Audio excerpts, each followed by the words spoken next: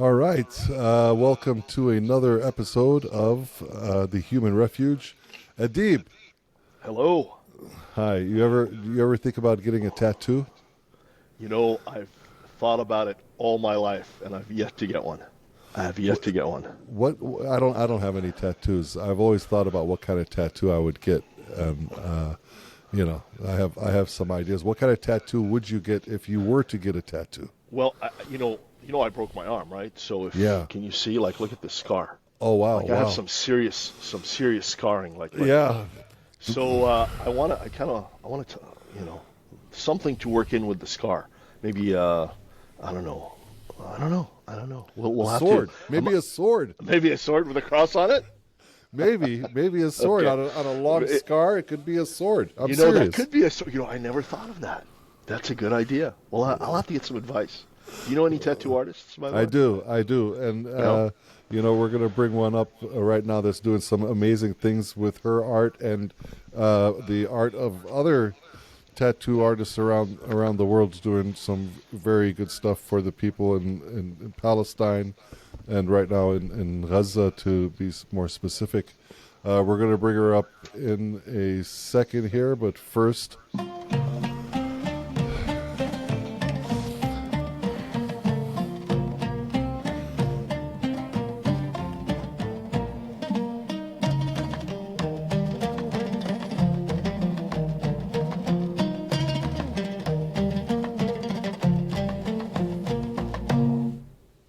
All right.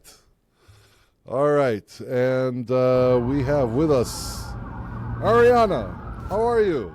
I'm good. How are you? Good, good, good. So I met Ariana at the People's Conference for Palestine in Detroit, Michigan, not too long ago. I had the pleasure of meeting her there and seeing this wonderful woman,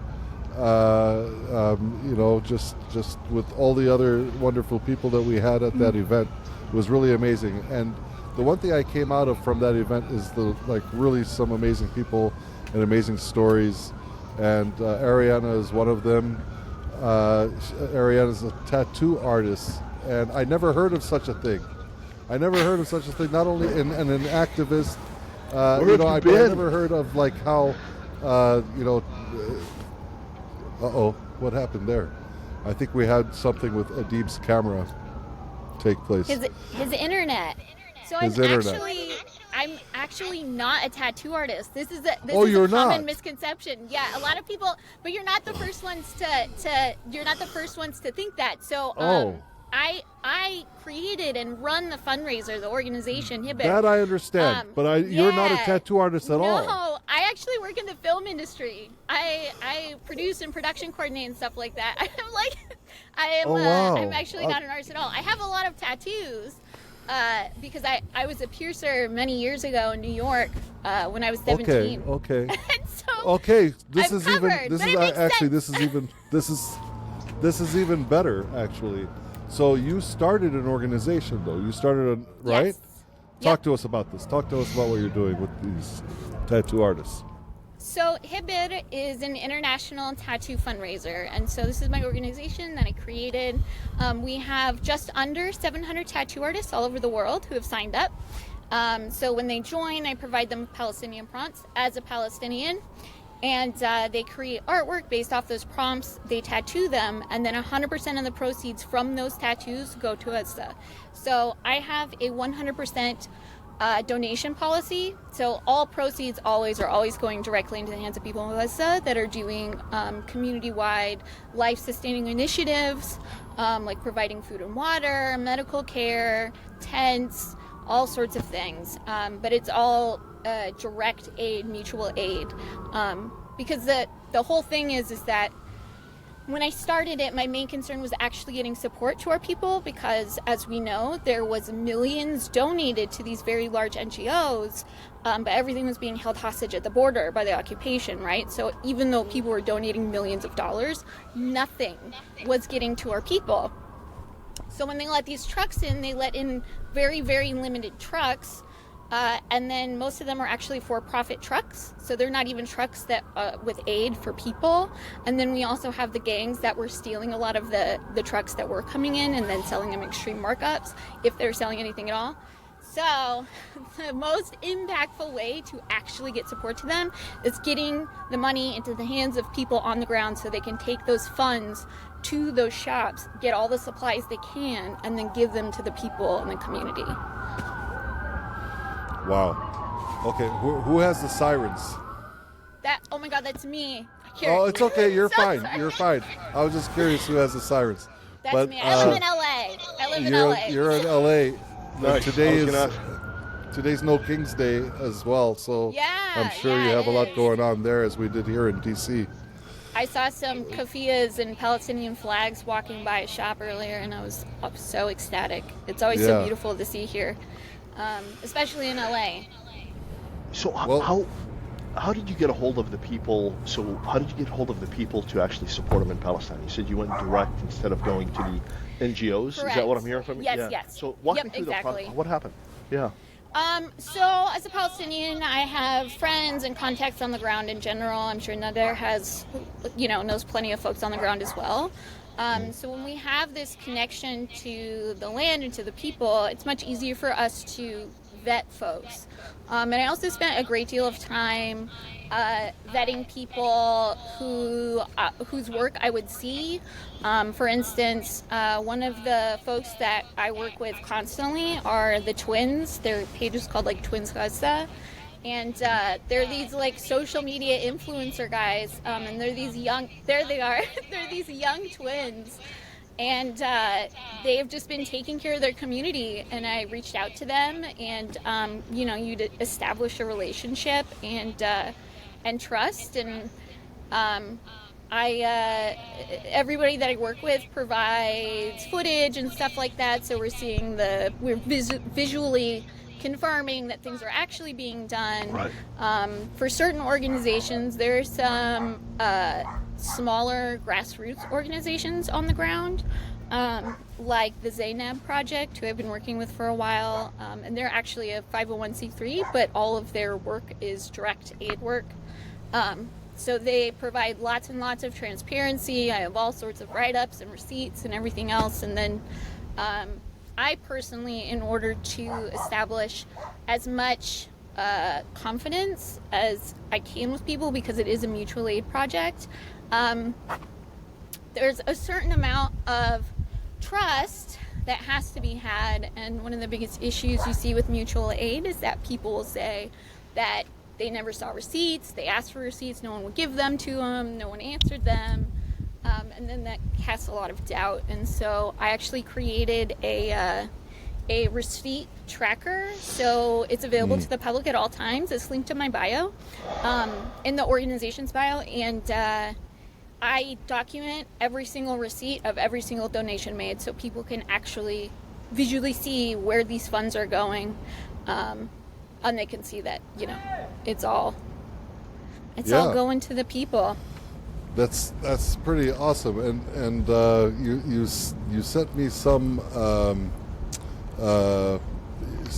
that work some of the results of the work that you've been doing on the ground, and I'm going to pull something up here real quick.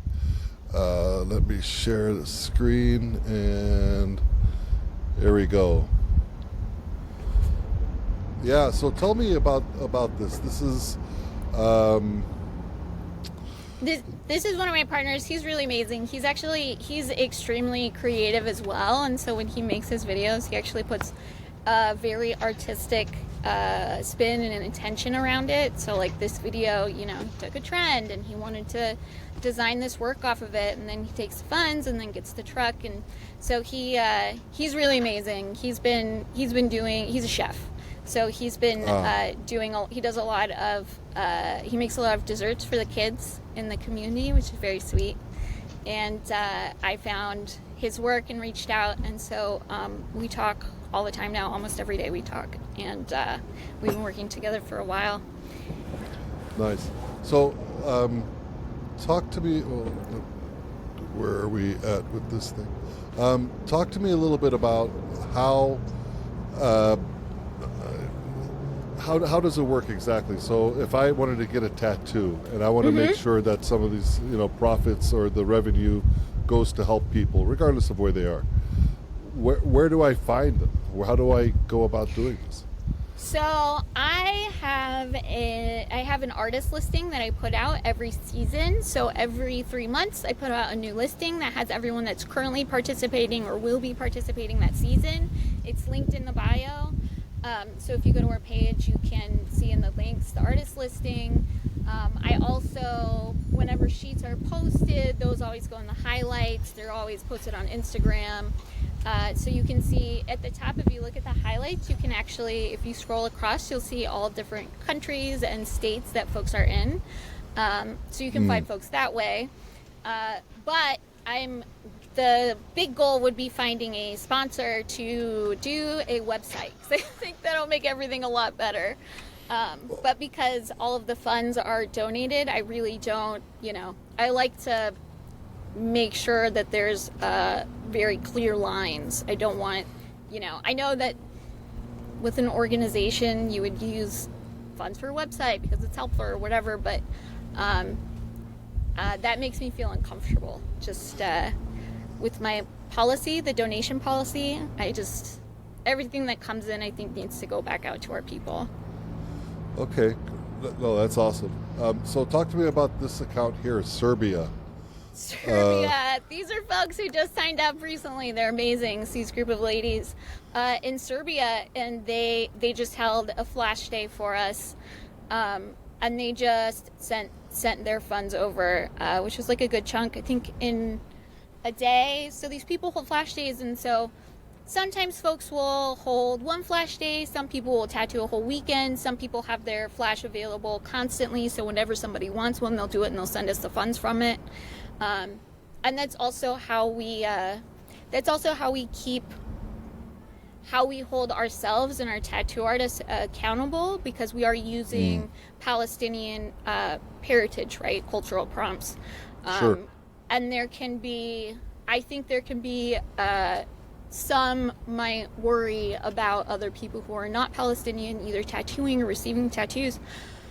But the way that I make sure that everything is accountable is that 100% of the proceeds that come from those go back to our people. So nobody who is not Palestinian is profiting off of our symbols. It all goes straight to us.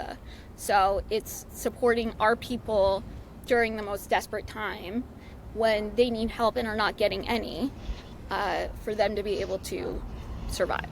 Yeah. I mean, the designs are pretty amazing. Actually, I'm very impressed. I mean, I don't know anything about this stuff, but I was showing my wife, and she's like, my wife always says she wants to get one like on the back of her, back of her neck. Yes, let's do it. Let's do it. I've got many folks everywhere. Wherever you guys are, I will find someone close to you and we'll make it happen. They're amazing. One of my favorite parts is that when you have, everybody's given the same prompts, right? But because tattoo artists are artists, they're all so individual. So when everybody has these same prompts, when you look at these flash sheets, you see hundreds of different versions of olive branches or poppies or whatever else, and they're all so different. So even though everyone has the same prompt designs, they're just so unique. Oh wow. So tell me about this here. This is from Amman, Jordan? Yes, so this is actually a Palestinian tattooer. They were located in Germany for a while. I also run everything, so when you pull up individual names or artists, I have this OCD catalog in my brain of all of the artists because I do all of it, and so it's all just filed away in there. But this is a tattoo artist in Jordan, correct? Yes. Yep. They just went back to Jordan. This is pretty nice. Yeah. Oh, wow. They're beautiful. These are some new ones that they came up with. Yeah, I like this with the keys. I mean, all of it's really nice. It's amazing. And then there's some texture, right? Yeah. Oh, yeah, definitely. There's a lot of really individual, and I think too that makes it look. I mean, so when people design these pieces, some people will do physical sheets, so there'll be physical like paintings that they do, or sometimes they're drawings, or sometimes one of ours was done on. I think I sent it to you, but it's like a piece of butcher paper, and it's like a Sharpie on it. I mean, all these people are so unique, so different and individual. It's so fascinating to be able to see all of them come together. And I think also as a Palestinian, it's really, really special because, as you know, surely, being a Palestinian in the United States historically has been a very isolating and lonely experience. Because before 2021, if ever you were to talk about Palestine in whichever degree that you do, people would immediately shut down and turn away and avoid it at all costs. We weren't allowed to say it. Like, people would ask me what my heritage was and be like, oh, I'm Palestinian and Lebanese. I'd be like, oh, you're Lebanese. Every single time. That was their response. Oh, you're Lebanese. Because when they were given an option, it was more comfortable for them to erase us completely. So Well, now, that look. How about that look that people give you when you say Palestinian? They just like, what? Right? yeah. Do you remember those looks?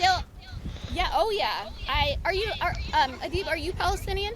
Yeah, my father's Palestinian. Palestinian. Amazing. Yeah. Beautiful. Yeah.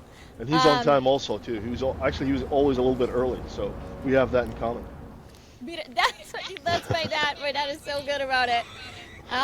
He hates the late. He hates the late. That makes him very angry.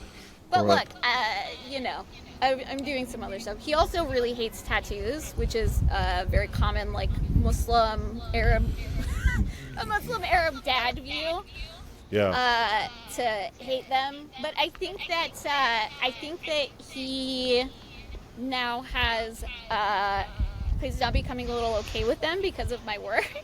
Because he, like, every time I talk to him now, he's like, oh my gosh, you're changing the views of everyone in the U.S. That's because of you. All of your work is so important. And it's all done with tattoos. So I think it's reframing it in his brain a little bit. So awesome. I'm looking here and I'm seeing your logo on some of the packages, the Hibr Falastin logo there in Gaza, and that's got to be a good feeling. It's got to be a really great feeling, with all the misery that they're going through and the genocide, and I mean, this is pretty much a once in our lifetime event that unfortunately is taking place, and to be able to do what you can and to have and put some smiles on. I'm seeing the smiles on these people's, and and some of these people, they probably hate tattoos too. Yeah. Right. Yeah, for sure. Right. For sure. Of course. I'm looking at that and. But tattoos are saving their, they're providing some, very much needed aid, and I commend you for that. Honestly, I really, Thank you. I believe that, everybody's got to take their passion and or what they know about and try to use that, try to find a way to use that to do some good in this world, and that's amazing that you're doing that. Go ahead, Adib, you want to say something? You should say it with audio. I'm just saying. We're doing that because there's some technical issues if we leave our audio on. Can you please bring up that Jordan? If you can't, it's okay. I'll move on. Can you bring in the Jordanian picture again? Because there was something written in Arabic, and it took me a few tries to read it. But then I finally read it as you were taking it off, and I just want to make sure I'm reading it properly. Because if I'm reading it properly, it's really beautiful. Do you have it, or? Yeah. That's not it. Hold on. No, that's not it. How do I get rid of this? Okay, hold on. So while Nather's doing that, when was how did you get started with this? What was yeah? So I initially, the idea came from another Palestinian woman here in LA, and I were talking, Rana Gerard, and we had this, we like came up with this idea, and I sat with it for a while, and I thought about it, and as I thought about it, I thought about how we could actually execute it, because that's what I like as someone with OCD, as someone who produces and things like that. My brain is always thinking about how to actually make something happen efficiently. Yeah, exactly. So I was like, oh no, this is doable. And when we first started it, I think initially it was just going to be kind of a one event thing, but so many people started signing up that I started doing it on this rolling basis, and it's just sort of evolved since then. And so we have a lot of folks who are constantly have their sheets available and are tattooing all the time. So funds are kind of coming in. We have big international dates, which we have folks all around the world that participate on the same dates. So it's a big coordinated worldwide flash day. But then we also have folks that are just doing it all the time. So that's why I tell people that if you just follow our page, if you check those links, there's a good chance that somebody near you is available on tattooing, and 100% of the proceeds will go straight to us. So. Awesome, Wow. awesome. So look at that, the Arabic writing. If you scroll up, back up, Nada, look at that. That says Palestine, right? Yeah. Look at that, the Yeah. F. It took me like 3-4 tries because What? Really? there's no L on the other side of, behind the, the two dots. There's only one L in Palestine, right? Right, but that's the Oh, ta. that's You're the looking ta for the ta. Yeah, yeah. Oh my God. Wow. Wow. I saw that. Right away. It's beautiful. It's It beautiful. is absolutely amazing. Like once I saw what, I'm like, what are they trying to write? What is that? That Yeah. is absolutely beautiful. Yeah, Very all nice. of them are. Gorgeous. All of them Oh are yeah, really. I really like. Yeah, the first one, the one that caught my eye was the dove, and of course you got the key. What's the first? What's the one to the left of the key? Sabr. Oh, Sabr. Sabah. Yeah. Okay. Yeah. Very nice. Yeah, Very yeah, beautiful. yeah, yeah. So I mean- look at that. Look at that olive branch. That's an olive branch, right? Yeah, that's the olives from the kafia. Okay. Ah. Yeah. So I don't know if I said this before we started, but I broke my arm, and I broke it badly. So I have some scars. I don't know if you can see the scars I'd say if you Right. move your arm over a little bit. There it is. like that. Yeah. There they are, So I have yeah. scars on both sides. Wow. On both sides. So Wow. do you think it's a good idea to incorporate the scars into the tattoo, or what? Of Like course, do an people olive do tree? it all the time. People do it Really? all the time. Okay. Yeah, there's actually a big thing with top surgery. So people who get top surgery, they have scars right under where their breast used to be, right? Right, And so a lot of times you'll see a lot of tattooers doing tattoos around top scars or over them. It's very common to do that with Okay. scarring. Okay. Yeah. So- Let's do it. Let's I do can it. So find how you someone perfect. really how close? Of course. So I live in California as well. I live in like Oh, great. central, close to central California, like between Monterey and Scotts Valley or Santa Cruz, that area. Yeah, Yeah. we can find some. Look, there's people everywhere, and I have a master list of everyone who's ever signed up. So even if they're not Okay. tattooing currently, I'll hook you up. Okay. I'll find you Sounds someone, good. and we'll get All it right. done. All right. Look at this from Puerto Rico. Wow. Look Yes, at these. that was done. That was actually put on. This event was put on by a queer Muslim community, actually, that's in Puerto Rico. Ah. Yeah, it was really amazing. There's this. This is something that that I think is staggering. Not surprising, but it's very staggering. So the tattoo industry is very male dominated, and there was this female tattoo publication that did a story on us a while ago, and one of her questions was, what made you specifically want to work with female and non-binary tattooers? I was like, I didn't choose that. Those are the people that signed up. We have almost 700 tattoo artists all over the world, and I can count on two hands the amount of straight cis men who have signed up, and this is an industry that is inundated with men. What do you think that is? I mean, because women care more about other living creatures. It's just that, I mean, it's not even, like when you look at animal rescue. Yes? Yeah. Well, it's not all men. It's just now there's only one that doesn't care. Yeah. Yeah, I don't give a shit.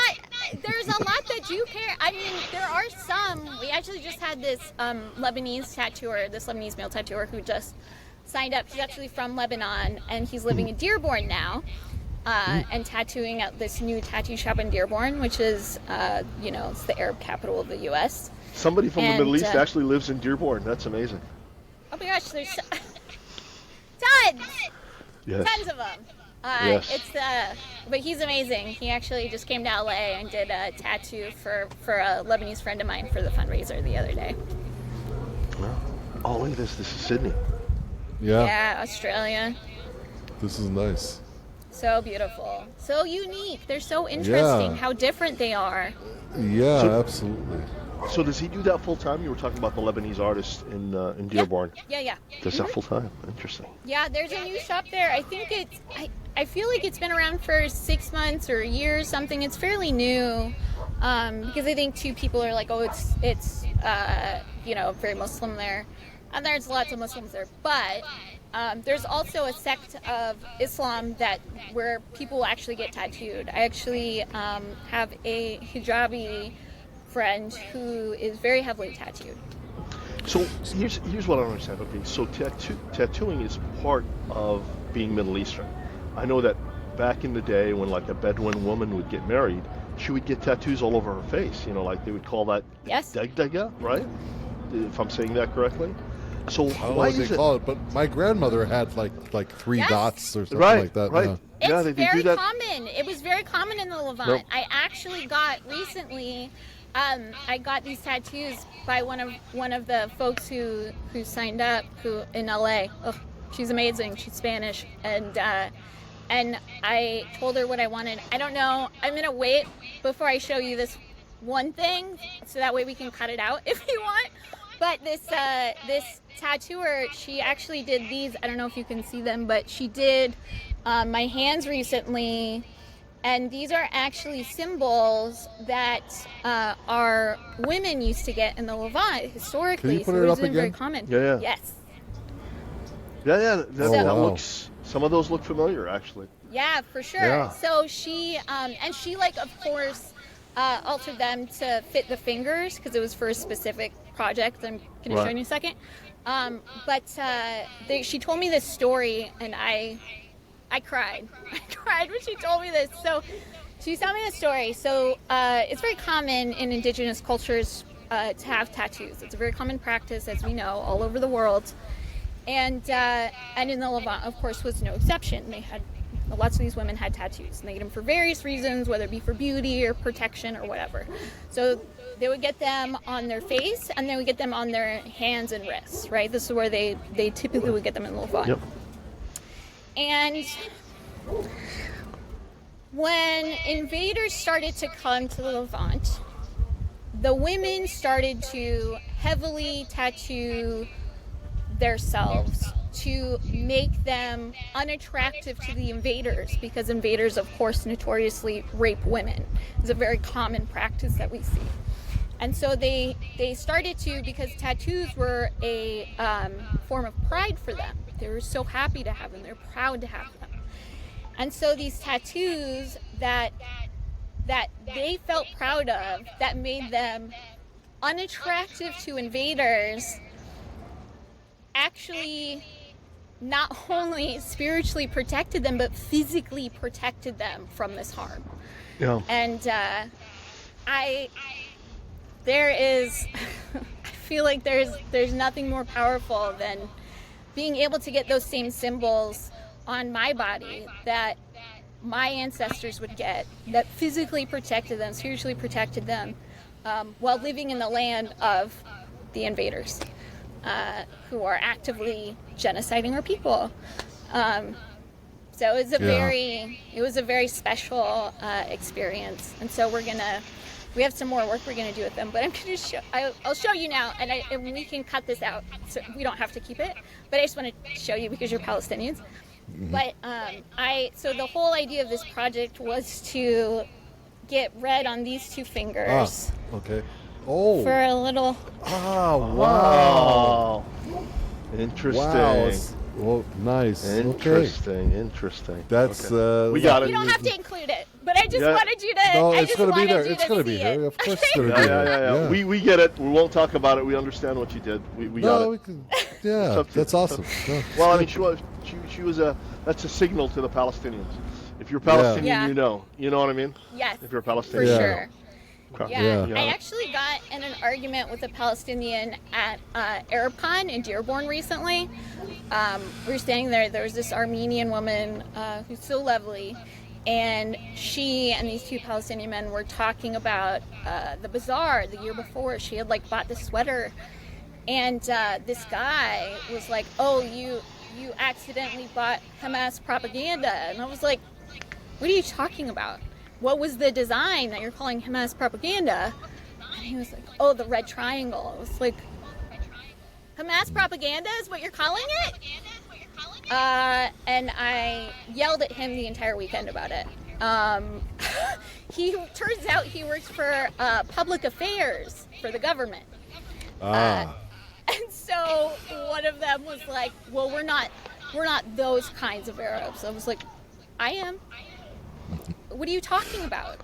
I always wonder about the red triangle. I mean, I think it just started as they were just using it to actually highlight, the tanks that they were blowing up. It could have been a red dot for all they cared. Yeah, I don't think totally. they didn't know. I don't think they knew it was going to turn into a symbol. Yeah. But everybody else took it and made it into a symbol. It's so beautiful. But I don't think so powerful. I honestly don't think that they thought about it at the time. No way. way. It was just like, no hey, way. look over here, and that was it. 100% that's it. But what's so incredible about it is that our fight for 100 years we have been resisting, and we have now our, old symbols of resistance and our new symbols of resistance, and it's just because as the story goes, the Zionists said that the old will die and the young will forget, and it's not I think happening. that we have more than proved that Palestinians don't forget shit. Yeah, I mean, the old died and the young ones are getting tattoos of red triangles. That's right, baby. Yeah, the old will die and the young will resist. That's what we should change it to. Right? Yeah, the old will die and the young will resist. Absolutely. It's what it is. It's in our DNA. It is in our blood. Every single one of our ancestors has passed on that rage, that resistance. Stunning. I always say that DJ Khaled is that he comes from, his ancestors are collaborators. Oh, maybe. I don't know. Yeah. Certainly I don't know. not part of the resistance. We know that. Yeah. Let me ask you this, Ariana. What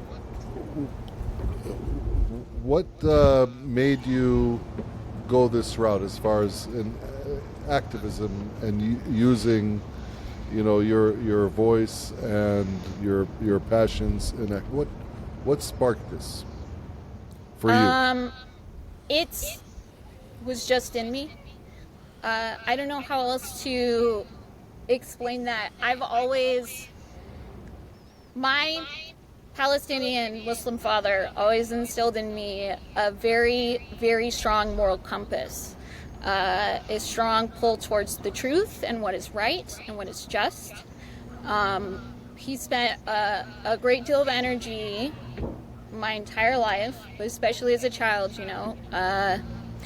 communicating how important it was to never judge a person based on their race or religion, right? And this is a Palestinian Muslim man whose father was subjected to occupation in his homeland of Jerusalem, who our home has been turned into a Zionist apartment building. Mm. And I'm just like him. I'm just like my dad. And I just think about, as an adult, when I went back to visit after I'd been gone for a while, I went back to visit and we had this dinner, and as I sat across from him, I was my early 20s. I sat across from him and I was like, oh my God, we're the same person. We're exactly the same. And my dad is just, he's always been very passionate and very dedicated. And actually I remember asking him this once many years ago when I was a teenager, but he always, when someone asked about his heritage, he would always say he was Palestinian, and he never said Lebanese. He always said Palestinian. And he never really talked to me about why he did that, but I always thought it was curious until I became an adult and I had that experience where people were very intentionally erasing Palestinian identity when I offered them, Palestinian Lebanese. Always the choice was Lebanese only. Yeah. So I actually started to understand when I was an adult those kind of behaviors and choices. But I think that is all, it's all part of it. And there's actually, what's really interesting is that I'm far from the only Palestinian person in the diaspora who has taken up the charge of supporting our people back home or activism or whatever else. It's really, really interesting. I've actually talked to a lot of different people who are doing mutual aid initiatives or work on the ground that did the same thing I did, that were just like, we need to do something and I'm going to start doing it. And then they just did. And so I really do think that it's just in us as Palestinians, because generational trauma is very real, right? So whenever our ancestors experience a trauma, that is passed down to us in our DNA. It's doesn't matter what kind of life you experience as a kid. You could have the healthiest, most wonderful parents and upbringing, but that trauma is still inside of your DNA. It's in you. So I really do think that the occupation made us this way. They're the reason that we don't forget anything, that we refuse to give up, that we take up the cause, whichever degree that any one of us can handle doing. And of course, we all have different personalities and bandwidths and lives, and so not every single Palestinian is going to do the same thing, because we're also individuals. But there's a lot of us that are doing it. Yeah. They've made us stronger. They made us prouder. You're exactly right. That's a great way to put it. That's a great way to put it. My father, God rest his soul, I used to have conversations with him, and he always, not every once in a while, but now and again, he would drop a gem of a story. Do you have stories from your dad? Do you remember conversations? Is there something you want to share with us? You don't have to, but I thought I'd give you that opportunity. Let's see. About Palestine, or just in general? Just anything, like a memory of a story about Palestine, maybe, or something that happened to his father, or some of the stories, like something that you didn't know. You had a conversation. Something that resonated with you. Something that resonates with you. So my great aunt, she told me a story. So some years ago, my great aunt with dad, who was born and raised in Jerusalem until the Nakba, and then they, of course, fled as refugees because they really wanted Jerusalem. She told me this story many years ago. I was visiting and I recorded this story, but she told me a story. I'm trying to remember exactly, so there may be some parts of it that are not exact, but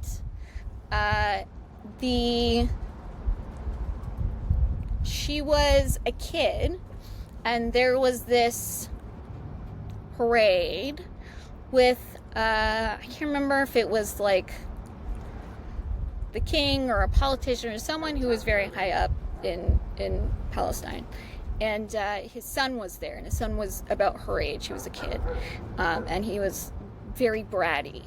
And he came up to her, and she had something that he wanted, and she came up, and he took it away from her. And she was a kid, and she like pushed him down and took it right back. And then her family was so petrified that she was going to be arrested, get in trouble because she assaulted this prince. And then the dad instead laughed and then took his son and left. And the reason that this story resonates with me is because, like I said, with my father and everything, there's right and there's wrong. And regardless of who you are, who you're dealing with, right is always right. And you need to be able to stand for that, regardless of who it is that you're speaking to. Yeah, that's a great story, honestly. It just shows, even as a little kid, you know, right and wrong. That's the one thing, you know, that's one thing I remember about my dad. It's, you know, there's right and then there's wrong, and you just don't do it. You just stick to what's right. And life is easier, actually. Actually, life is easier if you do what's right. Yeah. Yeah. You certainly can sleep more. Yeah. Right? You can sleep well, yeah. Yeah. Let me ask you, these artists that are around the world, from Australia and Jordan, you know, Puerto Rico, these amazing artists, what do they say? What do they say about their contribution to the cause, about, you know, having, you know, donating some of this talent to Palestinians in need? What do you hear from them? There's so much gratitude. All of these people, they're so happy to have a way to very tangibly help. I think that it is something that everybody struggles with when they see injustice, is the inability to feel like they're actually doing something. Like there's something they can actually do. It's something that we hear a lot from like people in the Western world who are just finding the cause, you know. There's a lot of white folks who've come to me and talk about how daunting it feels, is feel like anything they do matters and nothing's going to change, you know, all of this behavior.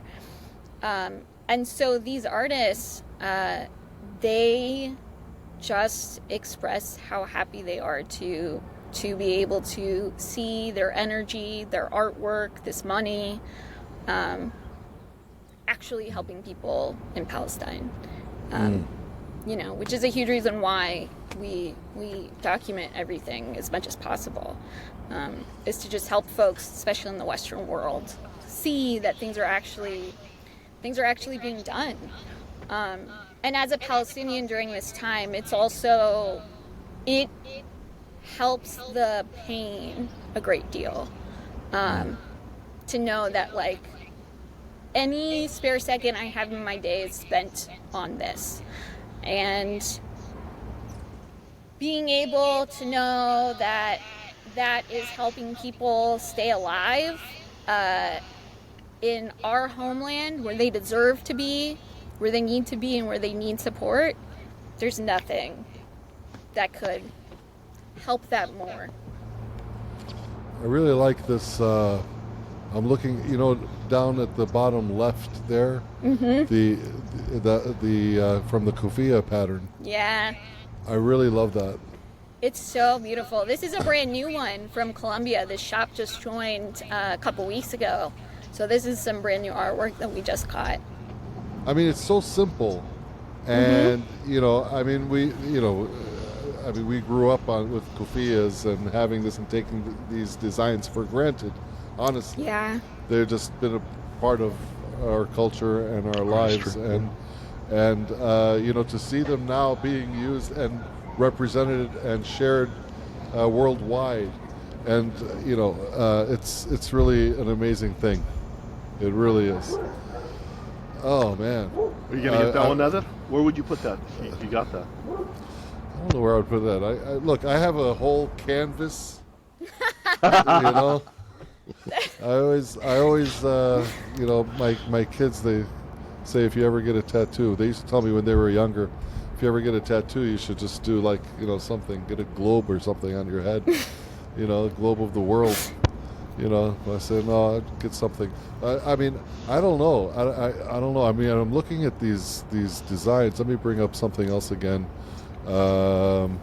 This is from the Netherlands. We didn't show the Netherlands. I also wow. don't think that I mentioned how much we've raised. Yeah. I always forget that. I give the whole spiel and I forget about the money. I definitely was going to get to that. This is Amsterdam. Okay, wow. Yeah, wow. This one is beautiful, this sheet. I love this one. Yeah, I mean, these are very, very simple, but, they're and elegant, honestly. Yeah. And so different. They're all so different. Yeah, very unique. Very unique. And, I would have never thought this, to be honest with you. I've seen, like, the map of Palestine. Mm-hmm. I have a friend of mine in Ohio. He, years ago, he put on his calf the map of Palestine. Really, really nice. I loved it. The correct map, this is an issue. I actually had to start sending our tattooers the correct outline of Palestine, because what was happening is it wouldn't happen all the time. But there were some occasions where people would send their flash in, and I would have to message them and be like, you gotta take it down, it's the wrong map. Because what happens is that when you go into Google search and you look for, map outline of Palestine, you end up with the Golan Heights. You have Zio-occupied Syria is at the top of the goddamn map, and it happens. I've seen it before. There is this Palestinian-owned coffee truck in Anaheim, and these people are from Ramallah, and they have the Golan Heights in their outline. That is on their truck. It is on their cups. It is on everything, and it is wild. You are from Palestine. I don't know if it was probably too late. It was probably too late. That's the thing, because they ordered everything and then hit print, and they're like, Jesus Christ. They should have added to that at the very bottom some kind of slogan. We are all one. I know. I say that a lot to people when they're like, "Oh, I'm from Lebanon." I was like, "We're all from the same spot." We are. Before the very lines. similar. Very similar. Were you born in the States? Yes.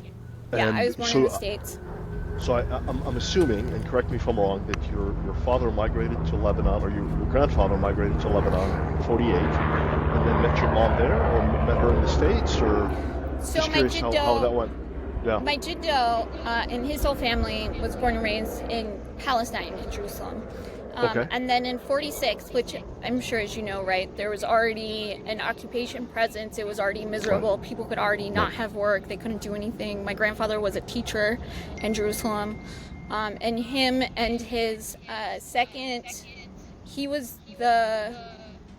him and one other brother came to the U.S. and he met my Siti here, and she's the Lebanese one. Wow. Okay. And then in '48, the rest of his family fled and went to Jordan. And then my Siti, who was here, sponsored his entire family to come here as refugees from Jordan. Gotcha. Yeah. Okay. So you didn't spend any time in Lebanon or No. That's from your No. grandmother's side, Sitek, yeah? Okay. Yes. All right. I completely assumed it all wrong. Okay. No, Well, that's it's okay. I assumed Yeah. you were a tattoo artist, so that's okay. I know. Yeah. So I know. You're not the only one. It's happened a lot, actually. People just automatically go to like, oh, you tattoo. I'm like, no. Mo, my friend, my doctor friend, who was actually with at the People's Conference. Yes. We were on a podcast together, and he sat there and he's like, look, I'm a doctor. She does tattoos. And I was like, bitch, I have been friends with you for a year. You know that I work in the film industry and I don't tattoo. What are you talking about? Well, that's what I wanted to get into. So what do you do now? What do you do? What do you do for work? So I produce and production coordinate and manage this animation studio here in LA. I worked in live action before that, and then for the past 5 years, I've been at this animation studio. And then I, of course, have some Palestinian documentary things that I'm working on with a couple different folks, and those are very neat and exciting.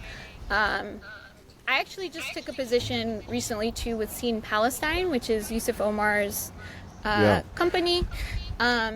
So I've just started that, and we just had an event here in LA recently screening a couple of the documentaries, and that was great. And it's really special being able to, because the thing is that I'm Palestinian working in the most Zionist industry in the world, in the most Zionist city, in the most Zionist country in the world. Okay, so it's a very exhausting experience, because regardless of I am very loud about who I am. I don't hide it. It's not a secret. I have prints from Hibr in my office. I have coffee on my chair. But I've certainly been taken off of projects because of that. And you have? For sure. Okay. I've been kept off of certain projects.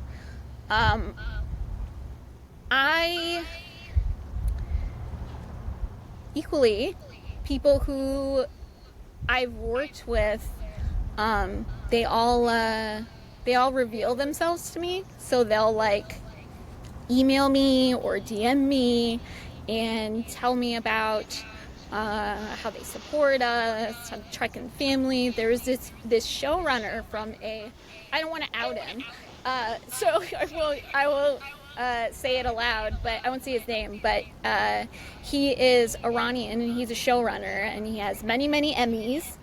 And we were in a meeting, and we were talking about being from the Middle East. He's like, "Oh, where are you from?" I was like, "Oh, I'm Palestinian." He's like, "Oh." And then we finished our meeting, and then I got an email right after, and he just expressed how he didn't want to put me on the spot, but that he hopes my family's okay, he's thinking about my people, all of these beautiful, wonderful things.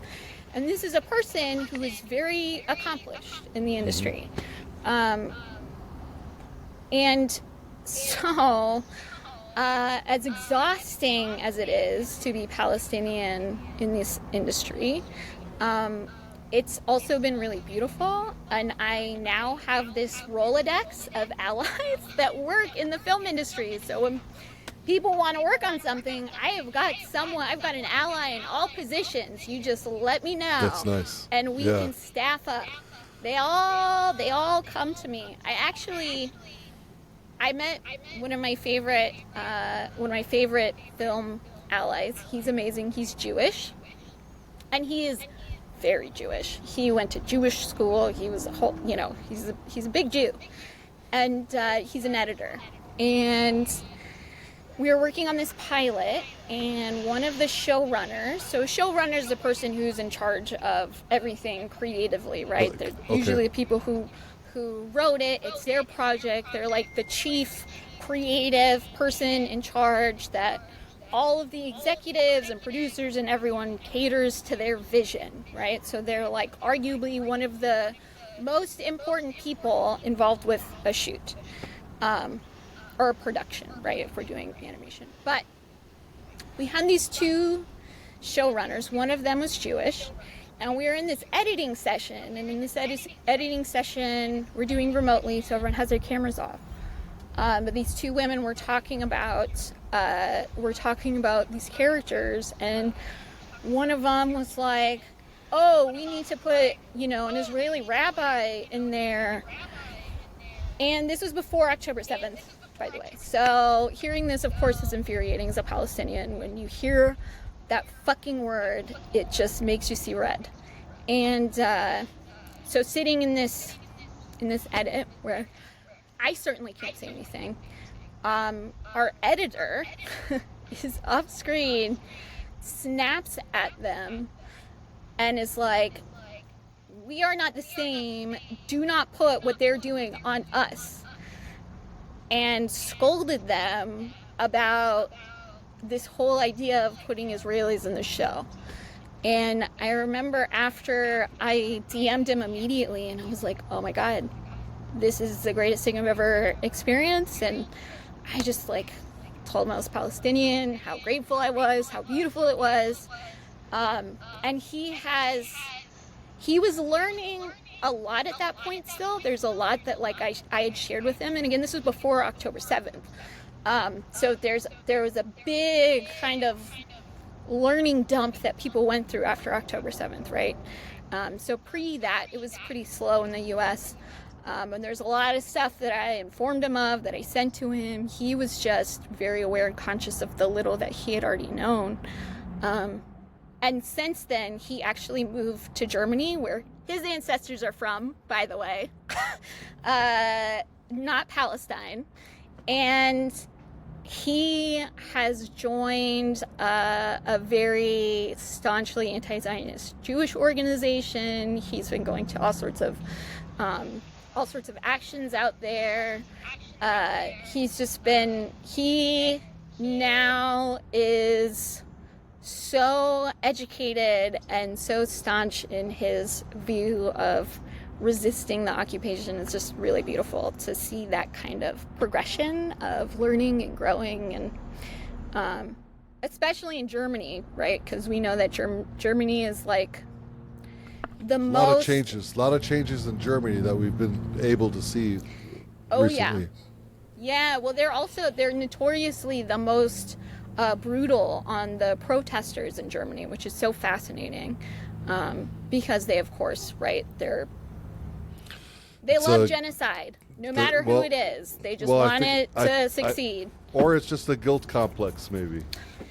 I think there's a guilt there. So there is a guilt complex, certainly, from that history. That is very, very kind of common in Germany, that you hear a lot about from Germans when you meet them and stuff. But what do we mean when it comes to Palestine? Is that a guilt complex? The reason that you're beating protesters in the streets? Is that because you feel guilty? Or I didn't say it makes sense. I don't think it makes sense. I think that there's a lot of, just like all the other European countries that have something to gain from our genocide. I think it's just the same. It's all in there. I think that the guilt complex is an excuse to do it for a financial gain. But, we also know that the police aren't brutalizing protesters in the street because they feel guilty. That's certainly not it. Yeah. Did we all see the Syrian, the little Syrian guy with the glasses, flip over the police officer? Did you guys see this? Oh, yeah, in Germany? Yeah, I did see that, yeah. Oh, my goodness. I reached out to him. Yeah. I found him. Oh, you did? Yes, I sent that video. I watched that video 20 times. I sent it to one of my tattoo artists in Berlin, because he's in Germany. And I was like, I need you to help me find this guy. I want to send him a present. And by the next morning, she had found him, sent him to me. So then I reached out to him, and I'm sending him a print to thank him for his work. Oh, wow. I wonder if I could find that real quick. Oh, my goodness. Oh, so beautiful. I think I can. I can. Oh. So beautiful. He was amazing. I couldn't. This is when they were chasing, This was just from like 2 weeks ago, when they were protesting, and they started attacking protesters on the streets. And I guess he was saying he was just like, I watched a video of him explaining it on his account, where he was just like, I was sitting on the outside of this protest and watching, and then this police officer started squaring up to me like he wanted to fight me. And you can see him just wave them on, just wave this big giant piece of shit. And he's little, he's Syrian. A lot of Arabs were very small. So you can see this giant guy barreling after him, and he just flips him over onto the ground. And on this video of him explaining it, he's like, people ask if I'm a fighter. I'm not a fighter. I just, when you're on the right side, Allah stands with you. I was like, oh my God, this little guy. Where did Adib go again? Oh, here he is. He's back. There he is. There he is. It's the internet. It It's is either something, yeah, keeps something's getting going phone on. calls or something. I don't know. Something's happening. Adib, is your family Palestinian Christian? Yeah, my father's from Nazareth, Palestinian Christian. Yeah. Amazing. Yeah. Last just time we got saw the text- two swords. We saw the two swords with the cross. I told him, they always say that Islam was spread by the sword, and this guy's got two swords. I don't know what that says about Christianity. Oh, look, we all know how Christianity is spread, okay? We live in America Like where they Nutella. like to, yeah, yes, insane. Yeah. Peace, we, love. Like you guys have been talking about. Never mind. Never mind. Don't get me There- into it. We're So I have a tattoo story about Palestine that I want to Okay. share with you, especially Sure. with Adib. Yeah. So, did you know that the oldest tattoo shop in the world is in Palestine? Oh, I did not know No, that. Really? I didn't know Yes. that. No. Is it It's a Christian? in Jerusalem. Is it Yes, owned it by is. Christians? Yeah. Yes, it is. Okay. So You're as welcome. By the story way, goes- you're welcome for. As I'm sure you know, Adib, in history, right? Christians would get little cross tattoos, so that way they could enter churches, right? Many years ago, that's how they were granted entry into churches. Is they had this little cross tattoo on them, and that's how they were given entrance. My grandfather So- had one, but I didn't know that. That is news Yes. to me. Yeah. Okay. Yeah, so that's Wow. part of the Christian tattoo history, actually. So, Mm-hmm.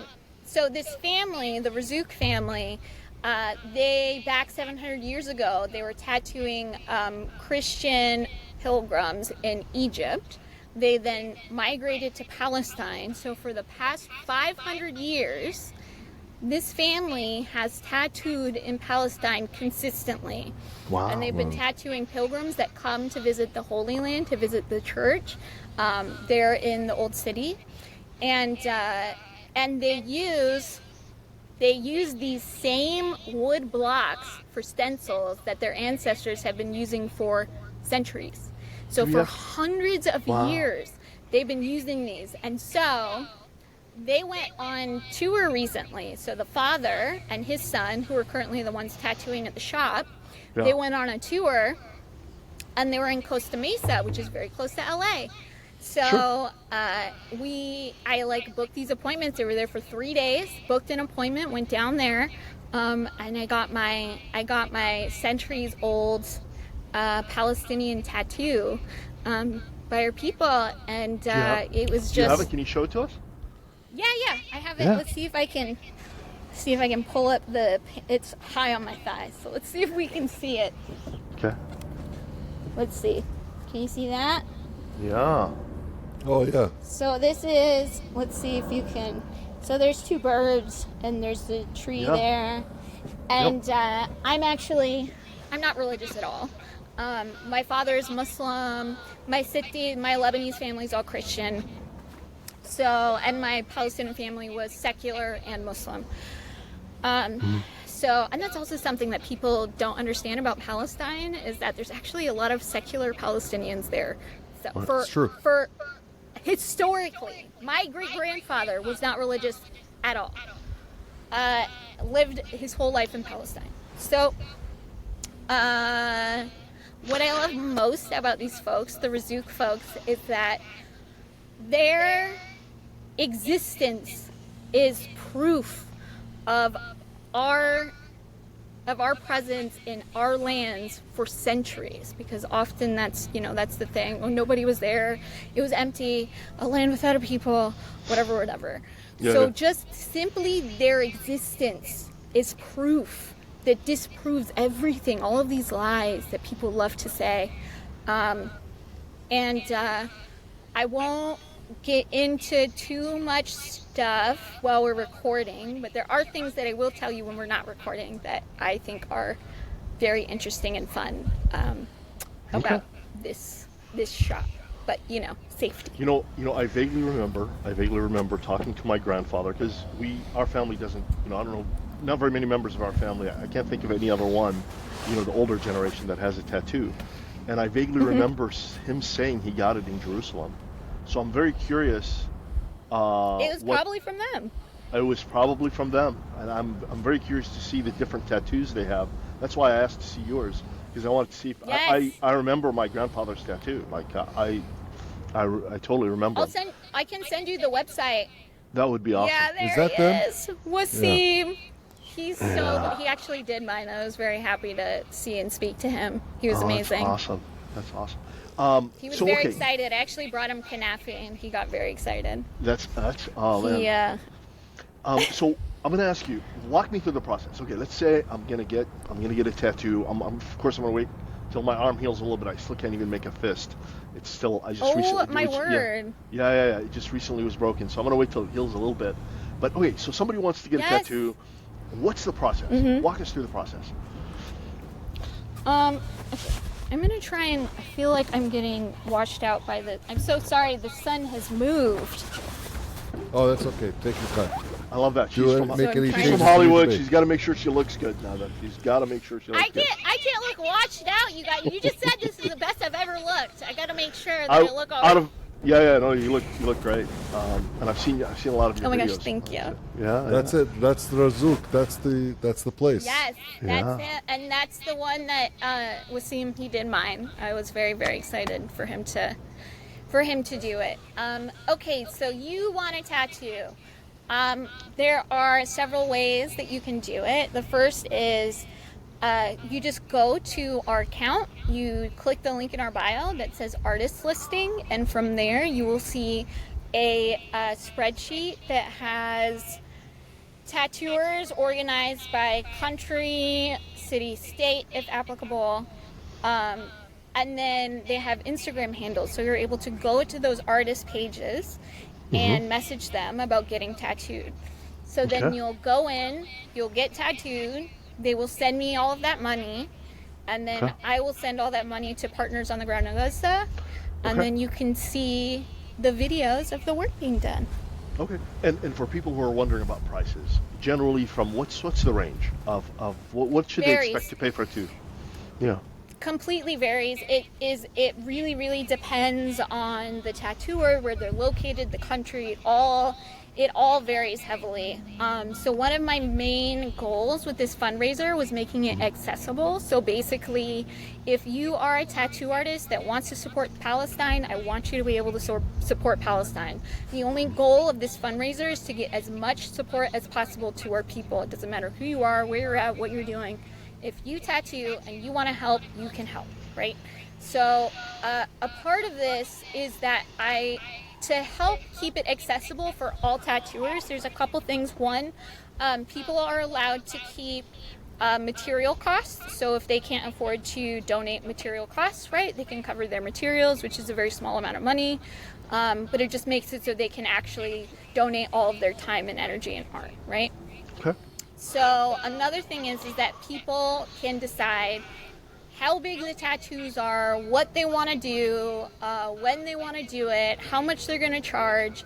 It all varies by artist completely. So when you go to a tattooer in Mexico City, it's going to be a very different price than if you go to someone in Canada, than if you go to someone in Arizona. It all just depends. So it's hard to say. Sometimes you could, oh my goodness, stinking WhatsApp. Sorry, guys. The whole reason we wanted to do it on the computer so it wouldn't interrupt. And it interrupted me. You know who it was? Mo. Mo? Dr. Mo. He's doing it again. Well, we can send him an invite. He can come and join us right now if he'd like. Oh my goodness. Let me message him. Let me see if he wants to join us. Yeah. So this is the list, though, right? This is the list of... I think I got this from your... Yeah, so... Yeah. Worldwide artist listing. Yes, that's it. Yeah. So for those of us who've never gotten a tattoo, when you go and get one, what's a reasonable... First of all, do you tip? I assume yes. What's a reasonable tip? Like, what do you go? Yeah. Like 20%, just like anything else. It's the same sort of tipping scheme. Yeah. Some folks, and again, because every artist is able to contribute whatever works for their situation. Sometimes artists don't keep material costs. Sometimes they just donate everything. Sometimes artists are donating 100% of tips that are given. Sometimes they need to keep them. It just depends. Yeah. Okay. It just varies so much. But that's also how we make it so as many people as possible can join. Because when you start putting constraints on like sizes, prices, then you start running into hurdles that folks can't afford to get over. Sure, and it's art, so it's going to be art, different prices, clearly. Question I have for you is how long does it take? Like when somebody goes in, I want to go in, I'm going to have a tattoo. How many do you have to go back? Do you how does kind of walk us, because neither Nat or I have ever gotten a tattoo. So what should I expect? I walk in, Yeah, so when you go in, first of all, you should have drinking plenty of water. You should have eaten a good meal. You want to make sure that your blood sugar is nice and high. That's all going to be good. Don't drink. Don't take drugs. Come in clear, like a nice Christian Palestinian would be. Come in fresh. You don't know us very well. Speak for yourself. You're not a Christian. Speak for yourself. Yeah. I'm Muslim. I'm just not very good at it. Yeah. Okay. All right. Look, my dad is a non-practicing Muslim. He believes the tenets. Never had pork in the house. He drinks. It just depends. We like to There's drink. We like to drink. Yeah, drinking. When drinking you live in yourself. the U.S. Yeah. I don't drink, man. At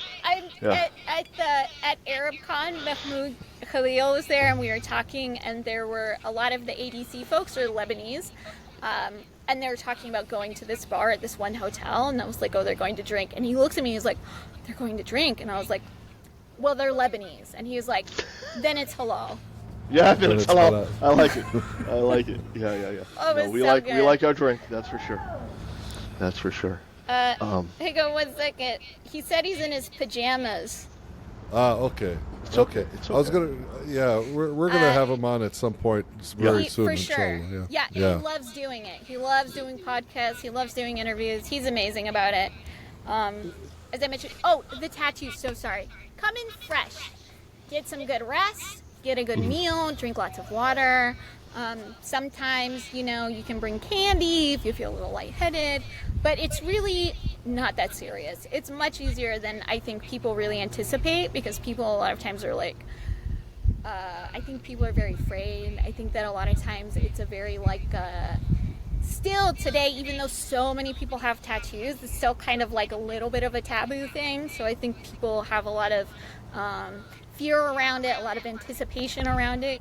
Like you guys are saying, you've never had a tattoo, but you've thought about it, and people think about it for a long time, especially older generations, because a lot of young Arabs in America and the West, a lot of them are tattooed, and so it really just, I think that it's a generational thing too. I think that as you grow up in the West, it demystifies the tattoo kind of world.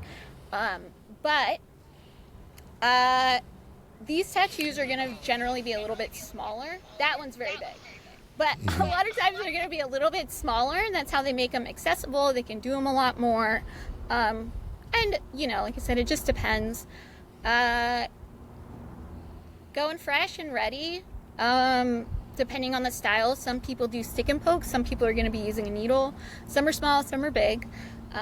But, it's going to hurt at first, and then it just kind of becomes less painful as you do it for a while, because that's just, your body responds. So it's not like, it's not like getting a muscle injection 100 times. It's like, for the first minute, it's going to be pretty stinging, and then it's going to ease up a little bit. Let me ask you, so we didn't really talk about how much was raised, right? Oh, I mean, yes. So how much have you been able to raise with this, from the artists and from, for Palestine and for Gaza? So we started, our first Hibr Day was on May 4th. 2024, and since then we have raised over $400,000. Wow. Wow, Very Yeah. nice. And Very it's- nice. And it's all grassroots. Artists raised money. We don't have rich folks donating $10,000. This is all cultivated by very hard work by artists all over this world who care and arguably have the least amount of money and resources in this world. And they have the ability to donate because we're using artwork, because we're using something that comes from their soul and their body. It's not coming from, working for Microsoft. It's like it just comes from inside them. And I think that's such a, I don't know, I think it's pretty incredible to be able to know that like artists who have nothing have been able to do this together. Yeah, that's a lot. I mean, in a little over a year. Yeah. That's a lot from like a source that nobody would have thought of. You thought of it. Yeah. You thought of it. That's incredible to me. I mean, that would Thank be you. like for me, because I don't have a tattoo. I don't know tattoo artists. For me, that would be like somebody that makes things out of Legos raising money. I mean, you know what I mean? Like, Yeah, totally. Something you would have never thought of so it's Yeah. incredible. We are so Thank proud you. of you. Seriously, we are so Oh. proud of Absolutely. you. That it's been Thank such you. and I want to say it now before we're probably going to run out of time soon. But I want to say, not only we're so proud of you, you're an incredible interview. I mean, the stories that you told, the way that you told them. Thank you so much. Seriously. Thank Yeah, you. no, That means Ariana, so much. listen. Yeah. Yeah, we are proud of you. I mean, this is, we always say life is short. When we advocate for Palestine and for the Palestinian people and for anyone around the world that is, being persecuted Subjugated, yeah. Life is short, and regardless of what the outcome of our actions are, we only have this life, and we need to be satisfied at the end of our day before we go to bed, and at the end of this life that what did we do with this? What did we do while we were around? And boy, you're doing it. You're doing it. Thank you so God, much. God bless you. God bless you. Thank May God I continue to bless you. May God am continue to bless you. humbled. Yeah. Absolutely. Thank Yeah. you so much. That means, hearing that from Palestinian elders is probably the most beautiful gift that I can receive as a Palestinian well, woman. he's the elder. he's the elder. Literally, Yeah. I mean, I don't know if I would call myself an elder. You're my elder. There you Okay. go. There you go. Yeah. Make him feel You're good. Make elder him than feel good. 34. Yeah. Yeah, I am, Make him feel yeah. good. No, you're still young, Nana. You're still young. Yeah. Exactly. I mean, this You're guy very still young. has. You're very young. Adib still has the two swords that were used to spread Christianity. He still has those. That's He's the incredible. elder. With his What- little, what- by the way, I will say his mic is the funniest.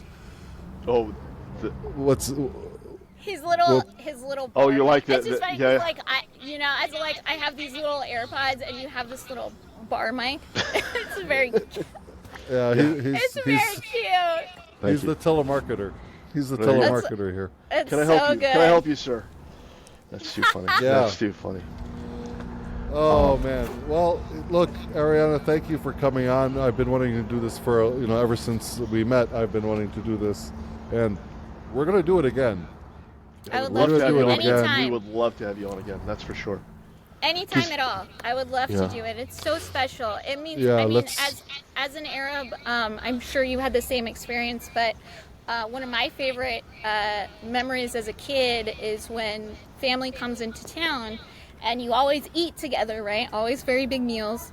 And everybody just tells stories and talk, and you can just talk for so many hours. You can talk forever. And it's just such a beautiful part of our culture and experience. And so getting to be here with you guys and to just The honor speak is to ours. each other and be together. It just is so special, and it means so much. I was astounded when Nutter met me and was like, "Do you want to be on the podcast?" And I was like, "You want to talk to me?" We were talking about Dr. Mo. We were talking about Dr. Yeah, Mo, and I was because I like, was there "What about helping you? him." We want to talk to you too." Yeah, I was like, "Sure, if you want Yeah, to." absolutely, and we want to it keep just- doing it. Anytime at all, you just let me know and I'll be there. No, I appreciate that. I appreciate that. So we are going to thank you now for being here. I think we're going to put some links in the description when this goes up, so that people can follow you on Instagram and click on the link in the bio and Beautiful. Thank you. and hopefully that this only grows. Thank you so much. We want to have you to come back, and so we can remind everyone that there are so many wonderful artists around the world that are Oh my not gosh. only advocating but dedicating their work and their art for good. And Yeah. I think that's well worth repeating. And we'd love to have you on again. So thank you so much, Ariana. Thank Way you. to go, Ariana. This has Have a been so wonderful- special. Have a wonderful Thank rest of your you. weekend. Yeah, and Thank you get you, to you join as us. well. You get to join us as we exit with our Yankee Doodle theme Thank song. goodness, on the Oud.